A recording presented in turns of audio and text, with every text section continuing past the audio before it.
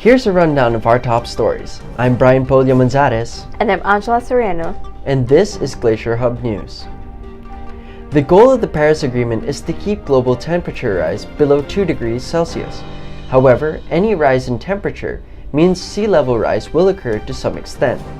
A recent study in Nature Communications examined the implications of the Paris Agreement for future sea level rise.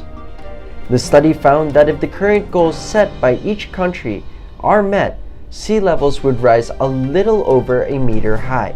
However, what are the actual chances that humanity will be able to stop the global temperature rise before it hits 2 degrees Celsius? Another study found in Nature Climate Change says that there's only a 5% chance that humanity will be able to reach its goal of keeping temperatures below 2 degrees Celsius. The article goes on to say that though it is possible to reach our goals, it will require a significant increase in the intensity with regards to the decline of carbon emissions.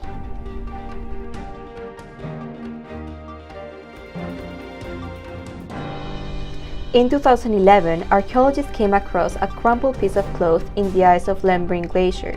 When examined, it turned out to be an incredible well-preserved 1,700-year-old tunic that became the oldest piece of clothing found in Norway. The tunic is estimated to have been made between 230 and 390 AD, and it gives archaeologists and historians a glimpse of what life would have been like 1,700 years ago. The tunic was woven from sheep's wool, and its small size hints that it may have belonged to a boy or a young man. Starting this summer, the original tunic will be displayed alongside one of its reconstructions at the Norwegian Mountain Center, while the other will be part of the permanent collection of the Museum of Cultural History in Oslo.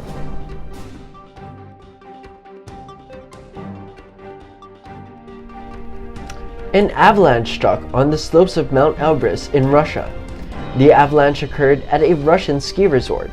The trigger in this case was the accumulation of meltwater, which made the snow heavier and more prone to falling. The snow was also tinted with a rust-like color. Stanislav Kutuzov, head of the Department of Glaciology at the Institute of Geography at the Russian Academy of Sciences in Moscow, told GlacierHub that the atmospheric front of March 22 to 24 brought large amounts of precipitation together with dust from the Libyan desert. The dust from North Africa reached the mountains on March 23rd, one day before the avalanche. The avalanche did not cause any deaths or injuries, but it did cover at least a dozen cars that stood in its path. In lighter news, this month, Fox Glacier Mints, a famous candy brand from the United Kingdom, is celebrating its 100th anniversary. They are known for making use of the similarities between glaciers and mints as refreshing and cool. You may also be familiar with their mascot Peppy, a polar bear that is well recognized by the brand's many followers. Peppy has appeared in various television commercials in glacial settings, British humor style. Interestingly enough, the glacier mints were made by mistake way back in 1918, known originally as clear mint fingers.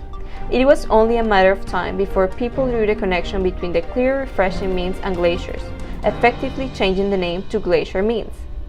Well, Peppy is pretty cute, isn't he? He is. And those are your top stories for this week. I'm Brian Polio Manzares. And I'm Angela Soriano, and this has been GlacierHub News.